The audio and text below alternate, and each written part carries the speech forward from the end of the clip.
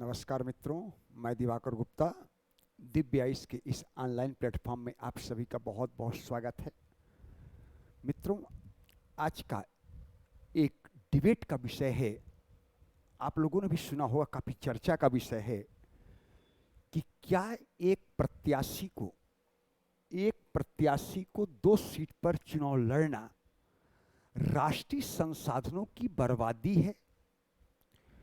आप लोगों ने अक्सर सुनते हैं कि एक उम्मीदवार कई कई संसदीय क्षेत्रों से चुनाव लड़ता है।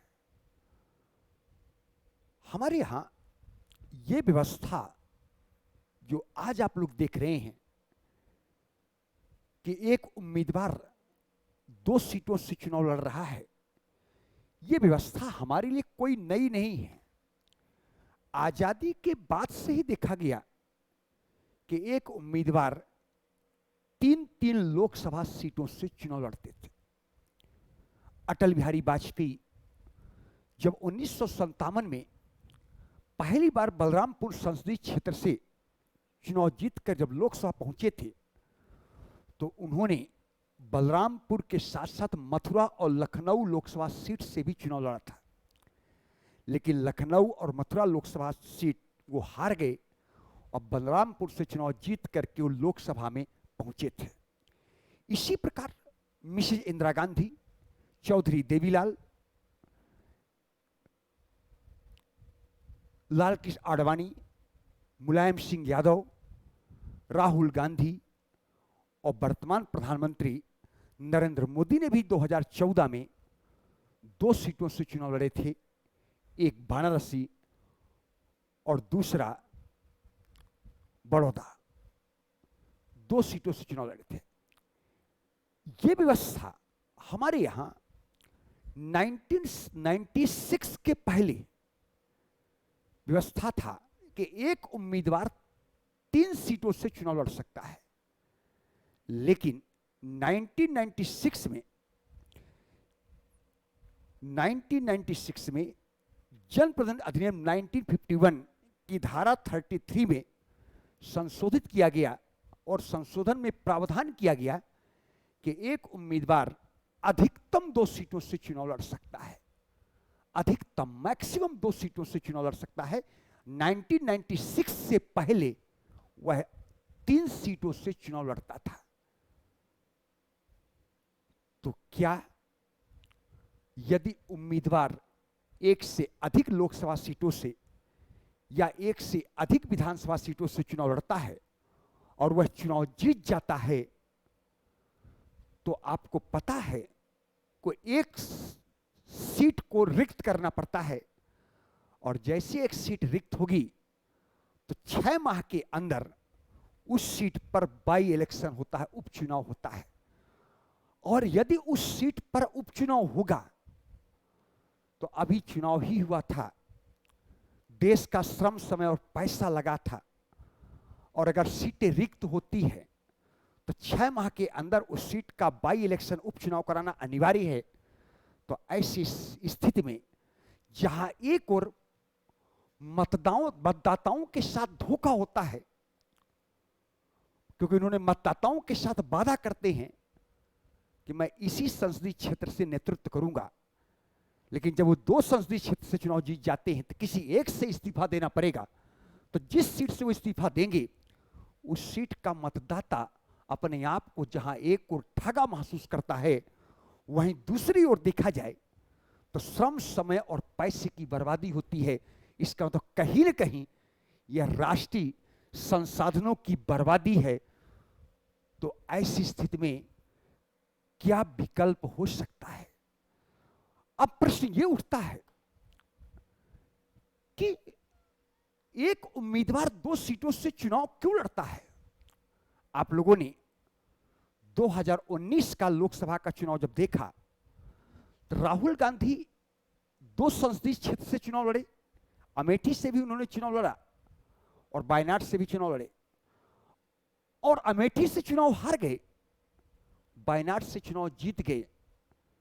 इसी प्रकार 2024 में भी देखा जाए तो राहुल गांधी 2 सीट से पुनः चुनाव लड़ रहे हैं, रायबरेली और वायनाड। इसका मतलब यह होता है कि कहीं ना कहीं उम्मीदवार को भी इस बात का विश्वास नहीं है कि एक लोकसभा सीट से अगर चुनाव लड़ता है तो जीतने की स्थिति में है। इसका मतलब है एक कारण यह अवश्य दिखाई देता है कि उम्मीदवार को अपनी विश्वसनीयता पर क्वेश्चन मार्क है कि कहीं चुनाव हार ना जाए, इसलिए वह इस हार के डर के कारण 2 संसदीय क्षेत्रों से चुनाव लड़ता है। दूसरी बात, कई बार पार्टी अपने पार्टी के कद्दावर नेता को 2 संसदीय क्षेत्रों से चुनाव लड़ाता है कि यदि दोनों लोकसभा सीट, दोनों संसदीय क्षेत्र से चुनाव जीत जाता है तो एक जगह जब रिक्त होगा तो अपने परिवार के या अपने बहुत घनिष्ठतम व्यक्ति को चुनाव लड़ा करके जिताने की स्थिति में होता है। इसलिए कद्दावर नेता को सामान्यतः 2 सीटों से चुनाव लड़ा जाता है, ऐसा भी देखा गया। तीसरी बात देखा जाए तो कई बार यह भी दिखाई देता है कि उसको हारने का डर रहता है, कहीं हार जाए, कहीं हार ना जाए, और हार का डर भी कहीं न कहीं उसको 1 से अधिक सीटों पर चुनाव लड़ने के लिए प्रेरित करता है। तो यह तो सच है कि अगर एक उम्मीदवार 2 सीटों से चुनाव लड़ता है और दोनों सीटों से चुनाव जीत जाता है तो एक जगह से इस्तीफा देना पड़ता है, यानी एक सीट उसे रिक्त करना पड़ता है, और रिक्त हुई सीट का 6 महीने के अंदर उपचुनाव कराना अनिवार्य है।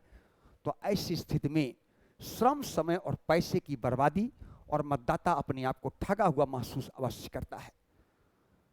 तो इसके लिए क्या कदम उठाए जाने चाहिए? तो पहला प्रयास तो हम लोग ये जरूर कहेंगे कि इलेक्शन कमीशन भारत सरकार को ही उम्मीदवारों को 1 से अधिक सीटों पर चुनाव लड़ने के लिए हतोत्साहित करना चाहिए। स्वतः इलेक्शन कमीशन को इस दिशा में कदम उठाना चाहिए और स्वतः उसको हतोत्साहित करने का प्रयास करना चाहिए। हालांकि इस दिशा में चुनाव आयोग ने एक प्रस्ताव रखा है कि अगर कोई उम्मीदवार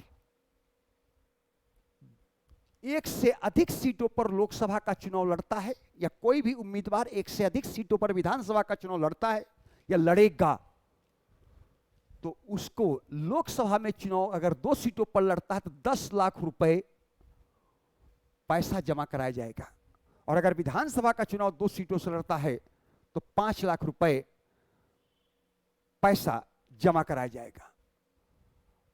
ऐसा क्यों? ताकि अगर वो उम्मीदवार दोनों सीटों पर लोकसभा का चुनाव जीत जाता है तो 1 सीट रिक्त करेगा, तो उस रिक्त सीट पर जो बाई इलेक्शन होगा उस बाई इलेक्शन का खर्च उसी 10 लाख रुपए से किया जाएगा।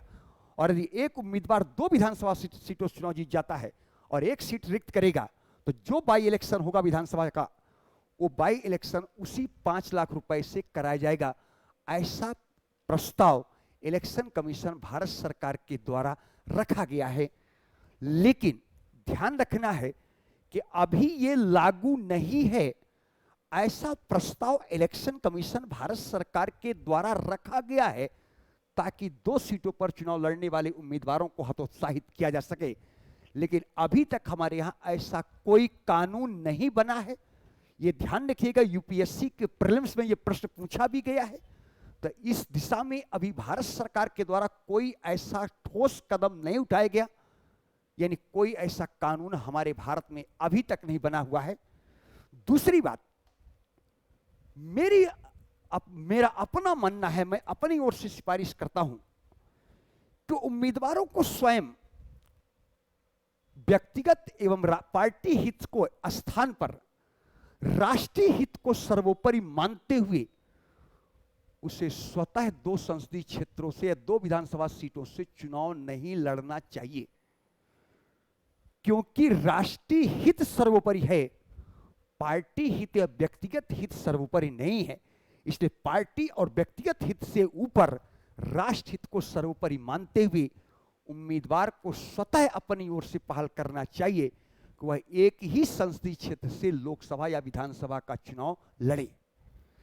तीसरी बात, हमारे यहां विधि निर्माण की सर्वोच्च संस्था संसद है, तो संसद स्वतः जनप्रतिनिधि अधिनियम 1951 में संशोधन करके ऐसा कानून बनाए जिसमें एक प्रत्याशी को एक से अधिक सीटों पर चुनाव लड़ने से रोका जा सके, कि वो एक प्रत्याशी एक ही संसदीय क्षेत्र से चुनाव लड़े, ना कि दो संसदीय क्षेत्र या दो विधानसभा क्षेत्रों से एक विधायक चुनाव लड़े। ऐसा व्यवस्था को स्वतः संसद कानून बना करके रोक सकती है, लेकिन संसद के द्वारा भी अभी तक इस दिशा में कोई सकारात्मक कदम नहीं उठाया गया है। तो ये सच है कि जहां हम लोग वन नेशन वन इलेक्शन की बात करते हैं, one nation one police uniform की बात करते हैं, one nation one ration card की बात करते हैं, एक व्यक्ति एक मत की बात करते हैं, और कई बार तो हमने अपोजिशन की ओर से सुना है कि एक व्यक्ति एक पार्टी की भी बात हो रही है। हालांकि ये हास्यास्पद स्थिति है, लेकिन ऐसा सुनने में आता है, आप लोग भी सुना होगा। तो जब हम लोग हर जगह एक की बात करते हैं, तो ऐसी व्यवस्था भी हमारे यहाँ होनी चाहिए कि एक उम्मीदवार एक ही संसदीय क्षेत्र से, एक उम्मीदवार एक ही विधानसभा क्षेत्र से चुनाव लड़ने की व्यवस्था होनी चाहिए।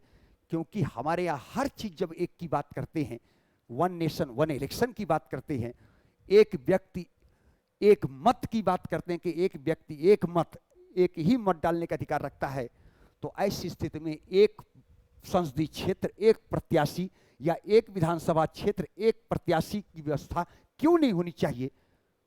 ऐसा प्रयास सरकार को करना चाहिए, कंफर्म हुआ, ताकि राष्ट्रीय संसाधनों और मतदाताओं की ठगी को रोका जा सके, ताकि मतदाताओं में ऐसा महसूस ना हो कि उम्मीदवार हमें ठग लिया या उसे महसूस मत कराएं। इस दिशा में सरकार को ठोस कदम उठाना चाहिए, लेकिन अभी तक ऐसा प्रयास नहीं किया गया है। हम लोग ऐसा सलाह देते हैं कि सरकार इस दिशा में कोई ठोस कदम उठाए। धन्यवाद।